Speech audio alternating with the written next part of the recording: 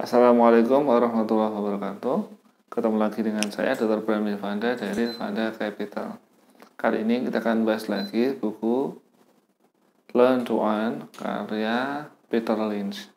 Jadi ini adalah buku pertama yang harus dibaca, terutama bagi mereka yang masih pemula dalam bisnis atau investasi.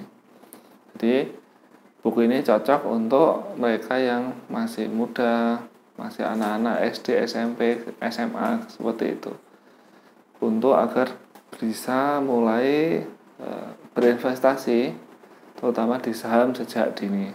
Nah, kita sekarang sampai ke bab 1, A Short History of Capitalism, part kedua, yaitu kita sampai ke subbab yang berjudul Bapak Sistem Keuangan di Amerika. Jadi di Amerika itu yang terkenal sebagai Bapak Negara tentu saja George Washington. Tapi kalau dibilang tentang keuangan Amerika, maka Bapak dari sistem keuangan di Amerika adalah Alexander Hamilton. Mungkin Anda pernah melihat opera atau contoh di Broadway dan lain-lain yang berjudul Alexander Hamilton. Itu adalah tokoh ini. Jadi Bapak Alexander Hamilton ini yang menjadi bapak sistem keuangan di Amerika. Jadi setelah kemerdekaan, Alexander Hamilton ini yang mengatur sistem keuangan Amerika sehingga jadi baik. Nah, Alexander Hamilton ini yakin kalau negara itu tidak bisa berjalan, tidak bisa berdiri tanpa uang.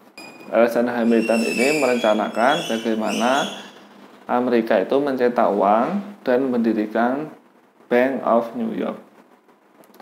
Jadi Bank of New York ini nanti jadi cikal bakal bank sentralnya. Ketika Alexander Hamilton menciptakan bank dan sistem keuangan ini, itu banyak yang menentang. Contohnya Thomas Jefferson. Jadi Thomas Jefferson ini sangat menentang karena Thomas Jefferson ini berasal dari keluarga atau dari background itu petani. Jadi Thomas Jefferson ini tuan tanah yang tidak percaya dengan uang kertas. Tapi Alexander Hamilton ini tetap yakin dengan apa yang dia tahu dan dia merencanakan atau membuat sistem dari pemerintahan US dalam hal keuangan. Terus di tahun itu setelah Bank of New York ini didirikan setelah perang kemerdekaan. Jadi sekitar 1780.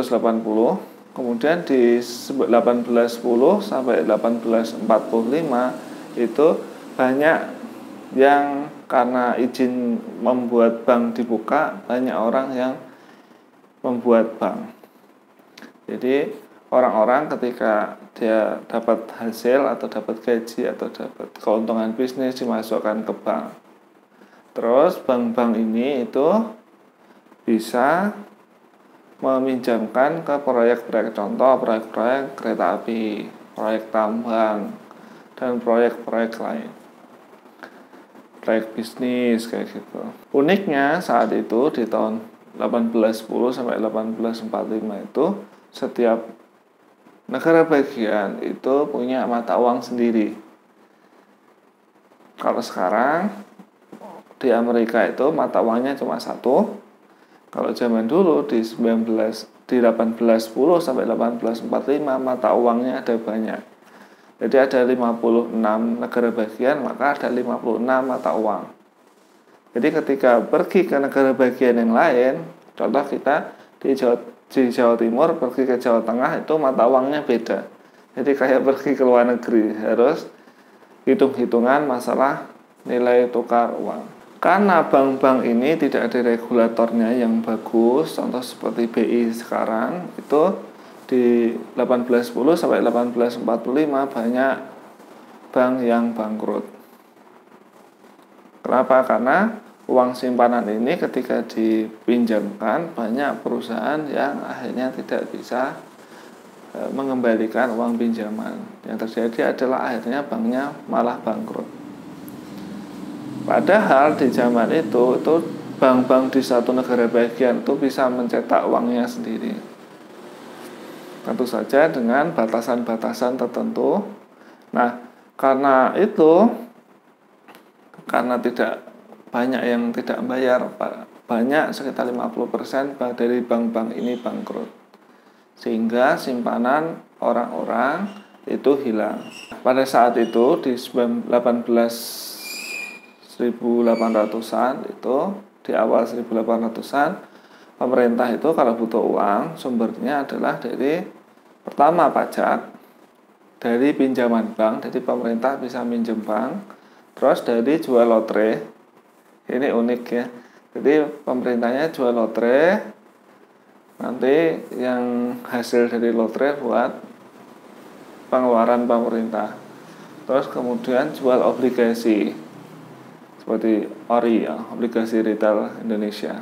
Kalau perusahaan di zaman itu ketika butuh uang sumbernya adalah yang pertama pinjaman bank, yang kedua jual bond atau jual obligasi, yang terakhir, dan ini pilihan yang paling terakhir ketika tidak ada pilihan lain, yaitu melakukan IPO di pasar saham. Nah, di perusahaan sekarang IPO ini lebih sering, lebih biasa daripada di zaman dulu. Nah, berikutnya kita ke subbab bapak dari ekonomi modern. Nah, bapak dari ekonomi modern ini adalah Adam Smith. Adam Smith berasal dari Skotlandia.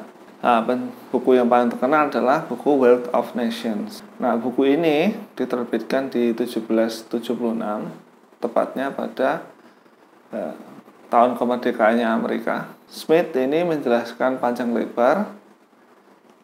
Buat Anda yang masih baru di bisnis atau investasi, buku Wealth of Nations ini sangat penting untuk dibaca. Jadi tahu prinsip-prinsip tentang ekonomi dan bisnis. Smith ini di bukunya menjelaskan kalau lebih baik orang itu dibebaskan untuk memiliki kekayaan. Apa efeknya? Jadi ketika dia bebas memiliki kekayaan, yang terjadi adalah dia akan berusaha untuk meroleh lebih banyak kekayaan.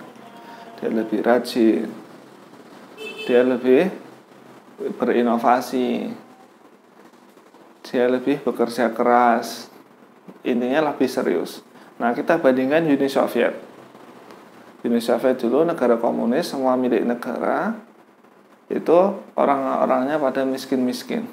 Bahkan saya ingat Kalashnikov, pencipta senjata AK-47 itu curhat kalau sama pencipta senjata M16 senapannya Amerika waktu di perang Vietnam.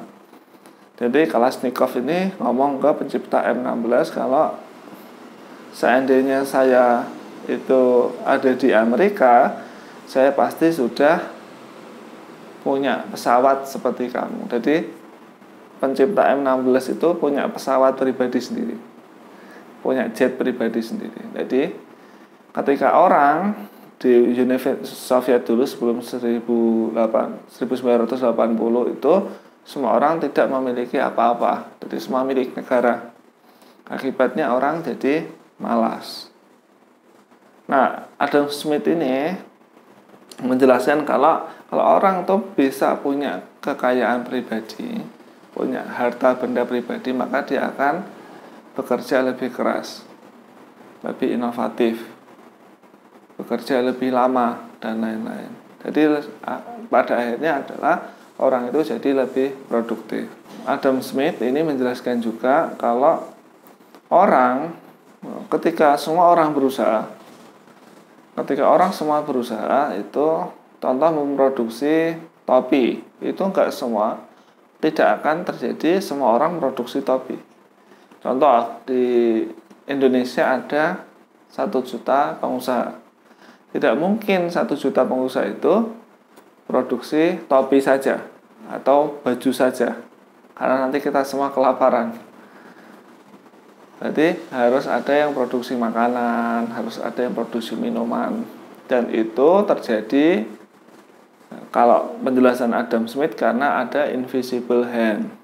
Invisible hand ini kekuatan yang tidak tampak tapi bisa mempengaruhi. Jadi banyak menafsirkan ini adalah pasar. Jadi ketika ada produk di kehidupan sehari-hari kita, banyak orang jualan geprek, ayam geprek.